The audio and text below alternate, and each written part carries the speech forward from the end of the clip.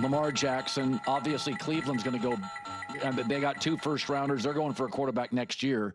You're kind of unsettled at quarterback. My take is I said this yesterday, Albert, there's about 7 quarterbacks.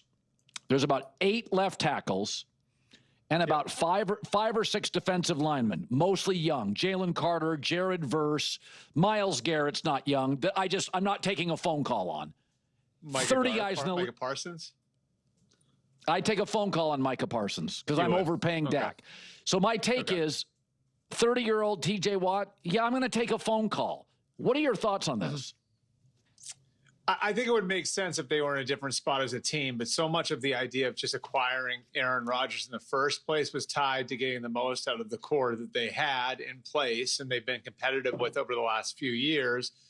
And it would the idea of trading him for draft picks would fly in the face of why you acquired Rodgers in the first place, So I think if they had made the decision that say like Miami made to retool the way that Miami has this offseason or the way San Francisco has retooled this offseason, you might look at it as an opportunity to get a lot of capital back and really kind of juice, a rebuild or a retooling of your roster. But that's not the spot Pittsburgh's in right now. And so, I just look at that roster and I see Jalen Ramsey and Darius Slay and Aaron Rodgers and even DK Metcalf as an older 27-year-old because he's on his 3rd contract now and he's been a little beat up. Cam Hayward's at the very end of his career.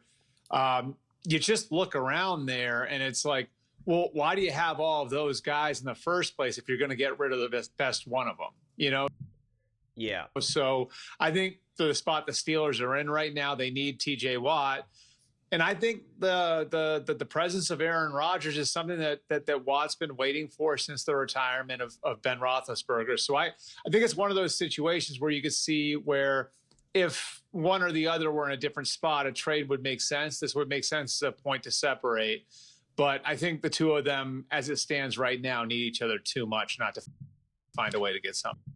Yeah, this whole thing sounds absurd to me with the Pittsburgh Steelers. It's just like, considering the roster that you built, if you were going to move off from TJ Watt, then you shouldn't have made a bunch of the trades that you made. You shouldn't have made a bunch of the acquisitions that you made in free agency. I mean, you should have then hit the ultimate reset button. You could have just traded away everyone. And you could have just become the youngest team in the NFL. And you could have really, and especially if you were going to do all this before the draft, then you could have really got a lot of draft capital and really kind of got a head start on drafting a lot of these players.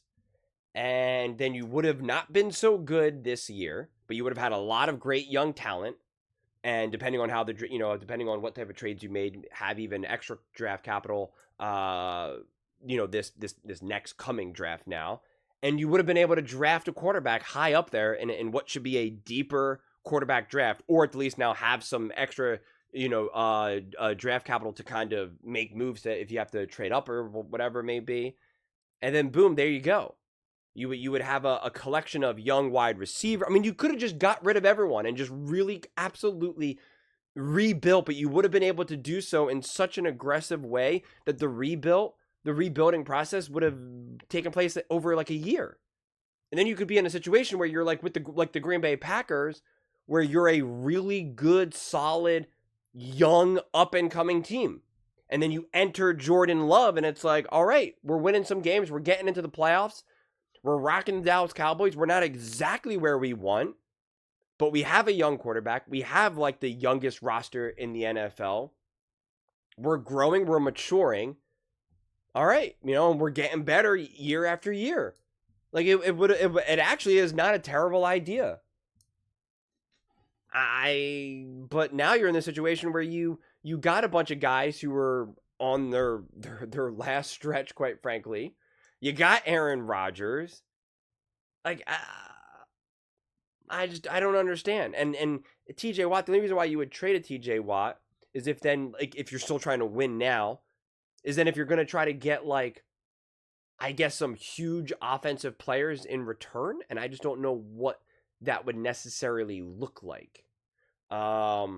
especially if you're thinking of like disgruntled players on offense right now that maybe wants the only one that really comes to mind is like Terry McLaurin.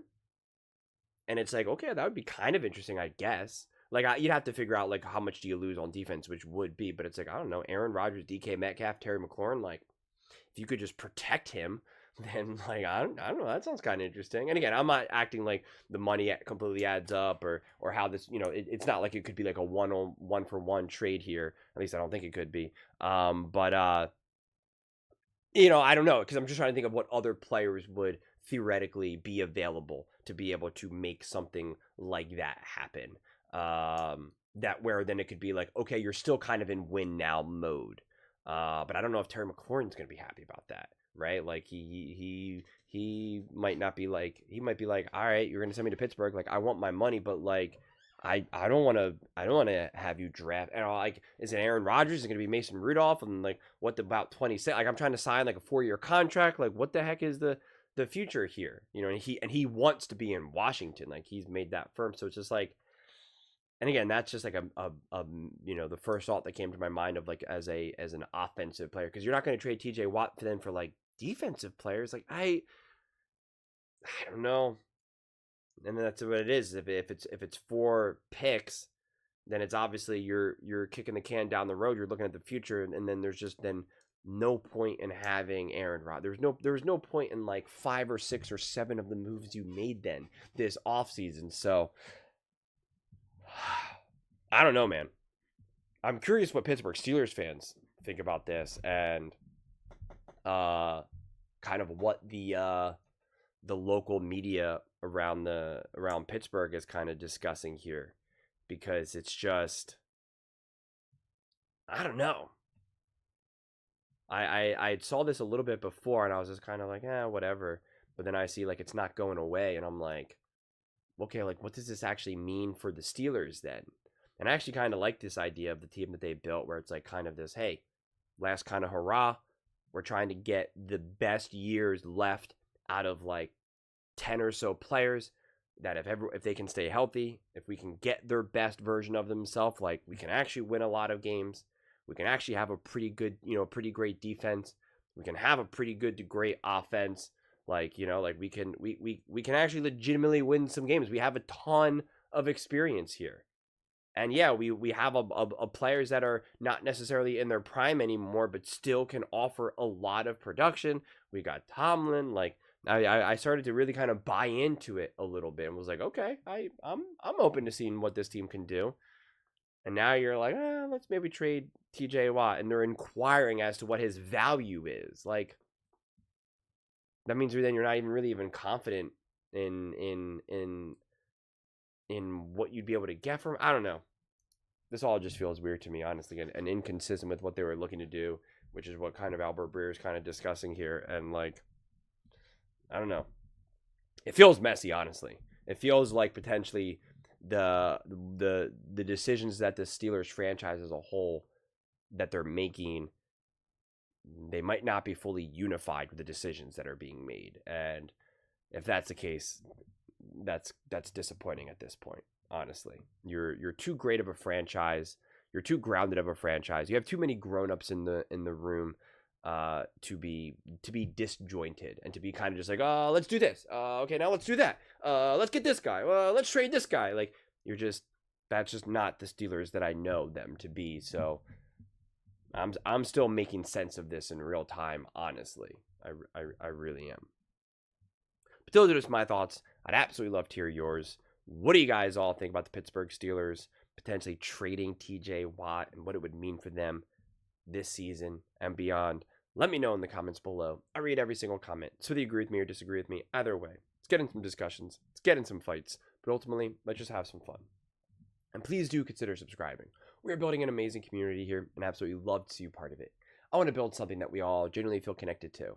Something that we're really excited to be part of. I think we're on our way to doing it. Please don't forget to give this video a thumbs up, as it really does help the visibility and the algorithm. Thank you so much. See you next time.